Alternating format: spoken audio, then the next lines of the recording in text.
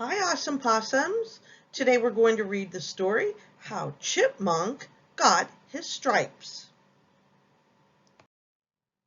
Today's genre is a folk tale. A folk tale is a kind of traditional tale. As you read, look for a simple plot that teaches you a lesson and characters who talk and act like people. A traditional tale is a story that people have been telling for many years.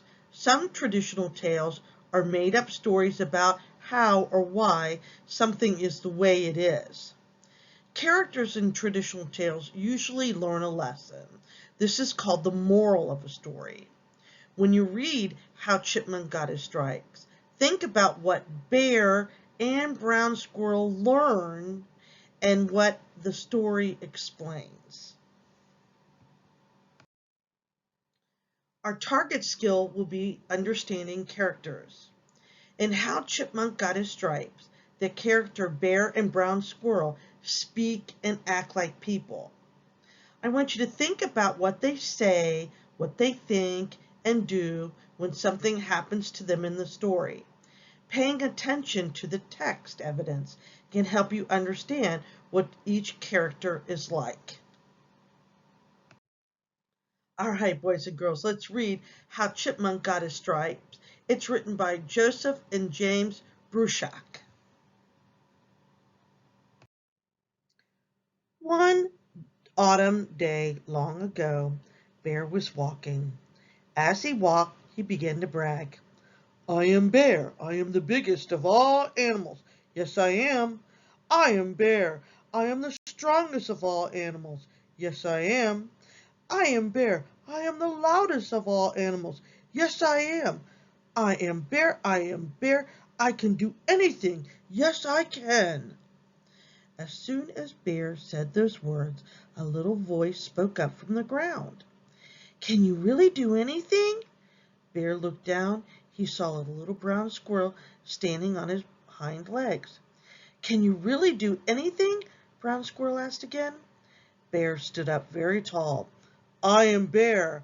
I can do anything. Yes, I can. Can you tell the sun not to rise tomorrow morning? Brown Squirrel asked. I have never tried that before, but I am Bear. I can do that. Yes, I can.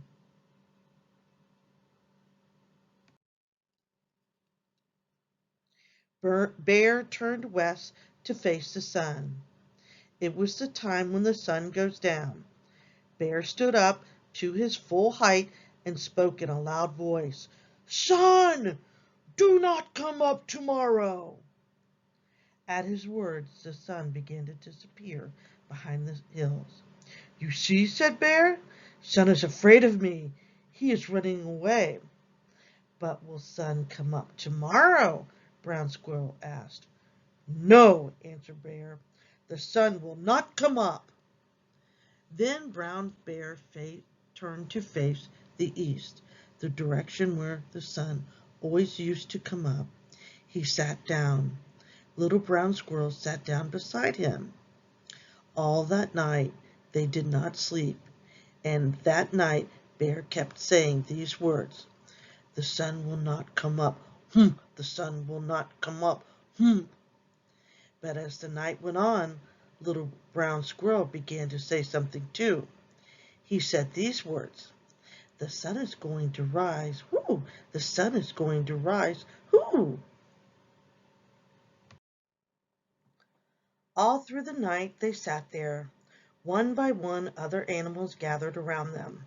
Fox and wolf, deer and moose, rabbit and porcupine, hawk and owl, otter and beaver, frog and turtle, and even the little mice came. They wanted to see who would be right, Bear or Brown Squirrel. This is what the other animals heard. The sun will not come up. The sun is going to rise. Oh! The sun will not come up.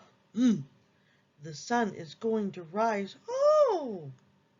Finally, it was just before dawn, the time when the sun always used to come up. Look, said Turtle. A little bit of red is starting to show. Yes, said Owl. I believe the sun will rise today. Bear only chanted louder, the sun will not come up.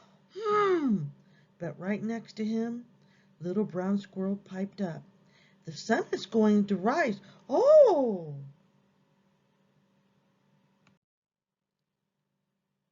And the sun came up. The birds sang their welcoming song. The bright light of the new day spread over the land. Everyone was happy except for one animal. That animal was Bear. He sat there with his head down and a grumpy look on his face. The happiest of all was Little Brown Squirrel. The sun came up, he chirped.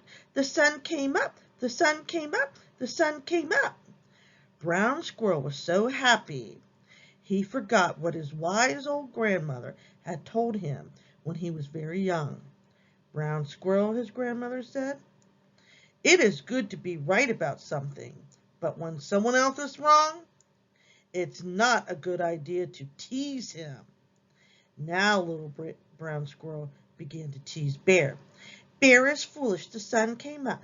Bear is silly, the sun came up. Bear is stupid, the sun...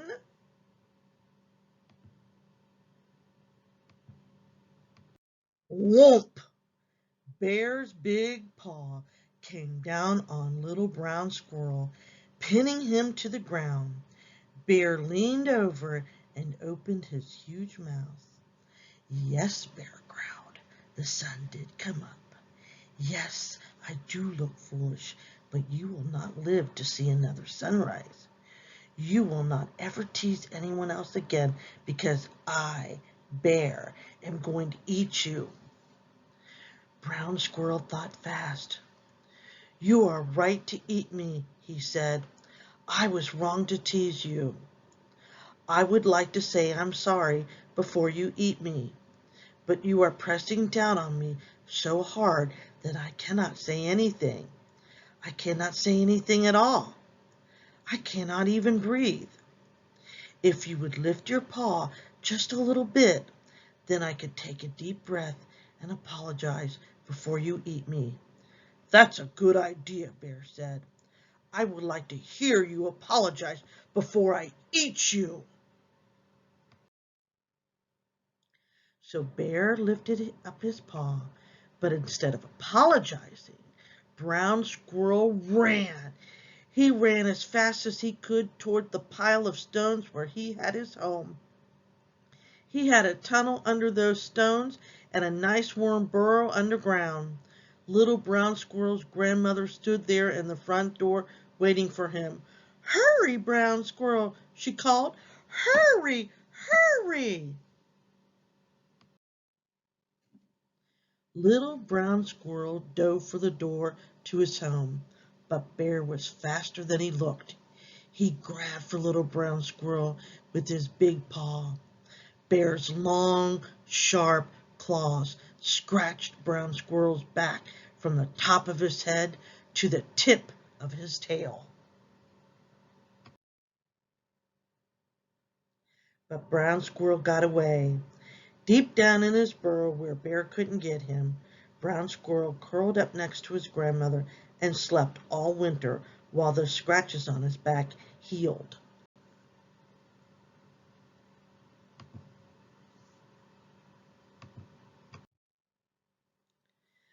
When spring came again, Little Brown Squirrel came out of his hole and looked at himself. There were long, pale stripes all the way down his back where Bear had scratched him. He was Brown Squirrel no longer. He was now Chipmunk, the striped one. That is how Chipmunk got his stripes. Ever since then, Chipmunk has been the first animal to get up every morning. As the sun rises, he scoots to the top of the tallest trees to sing a song. The sun came up, the sun came up, the sun came up, the sun came up. And ever since then, Bear has been the last animal to get up. He doesn't like to hear Chipmunk's song.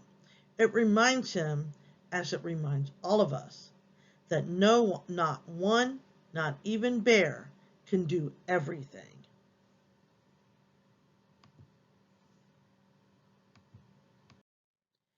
let's dig deeper into the text and explore character analysis. How Chipmunk Got His Stripes tells why chipmunks look the way they do. In the story, characters deal with some problems. For example, Brown Squirrel tells Bear that he can't keep the sun from coming up. Think about what the characters do and say when they have a problem. List evidence in a chart like the one below to help you understand the characters. On this slide, boys and girls, we're going to practice the skill of analyzing a character by their words, actions, and their thoughts. You can see on this page from the story, we're going to be looking at the character of Bear. It says here in the first line that he was taking a walk. So the event is he's walking in the forest. His words and actions. If we come right here, we can see he says, I am Bear. I am the biggest. I am the strongest. I am the loudest. What can we say about Bear? What type of character is Bear? Bear loves to brag. It even says so right here. Bear loves to brag. I want you to think about someone who brags. Do you like that character? Do you like that person? Probably not. Most people who like to brag the way Bear did, people don't like them very well. And you can see that Brown Squirrel didn't like Bear because he called him out. He made sure everyone could see that Bear was not the biggest, not the strongest, and not the loudest by proving to everyone that the sun was going to rise the next morning. Awesome possums, I hope you enjoy this tale, How Chipmunk Got His Stripes. Please come back and visit me another day. Bye-bye.